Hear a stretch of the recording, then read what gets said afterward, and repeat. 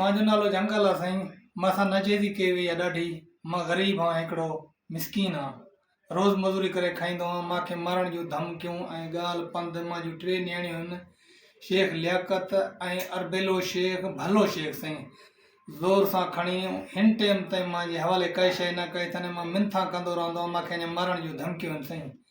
SP साहिब खे, government खे मुंहिंजी अपील आहे त मुंहिंजी कोई मदद करनि, न त मां पाण खे साड़ींदुमि बि सही, पाण खे मारींदुमि बि सही।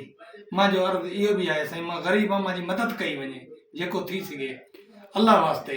असल मसलो छा आहे ऐं छाजे करे इहो तव्हां सां मसलो ग़रीब आहियां, बसि ईअं मां सां नाजाइज़ी करनि था। हुननि वटि पैसो आहे, मां ग़रीब आहियां, हिकु मिसकीन आहे साईं, रोज़ मज़ूरी रहां। हिकु वक़्तु उन्हनि खे बरगलाइनि था, नाजाइज़ करनि था। उन्हनि खे चवनि था तव्हां असां ॾे अचो, हीअं करो हूं करो, तव्हांखे पीउ मारींदो विकिणंदो, नाजाइज़ियूं ख़बरां करे इहो करनि था।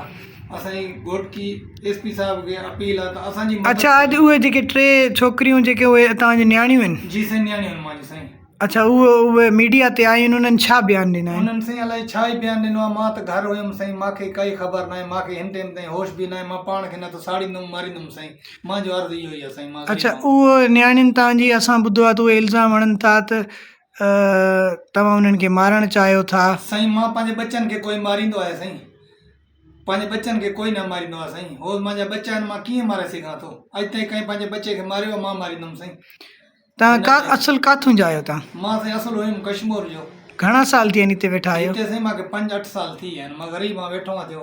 अच्छा, ॾेर की पुलिस जो छा किरदारु आहे? छा उहे छा कुझु बि नथी करे। असां वञूं था, तव्हां खणी चवनि था हाज़िर बाबा कंदासीं, कुझु थियो कुझु न आहे साईं। सुबुह खां ताईं हिन टाइम ताईं असां मानी बि न खाधी आहे। मां रोईंदो पिटींदो न त मां पाण खे पाण साड़ींदुमि। असांजी ख़ुदा वास्ते मदद करनि साईं, असांखे किथे फ़ैसिलो करनि, छा बि करनि। मां ग़रीब आहियां साईं, मुंहिंजी अपील इहा ई आहे। हाणे नियाणियूं तव्हांजी अगवा आहिनि? अगवा आहिनि साईं, हिन टाइम ताईं ज़ाहिर बि न आहिनि। असां मानी बि न खाधी आहे, न त मां पाण खे पाण साड़ींदुमि साईं। मां ॿियो छा करां? जा पाण खे पाण मारींदो आहे साईं। मुंहिंजी अपील SP साहिब खे इहा बि आहे।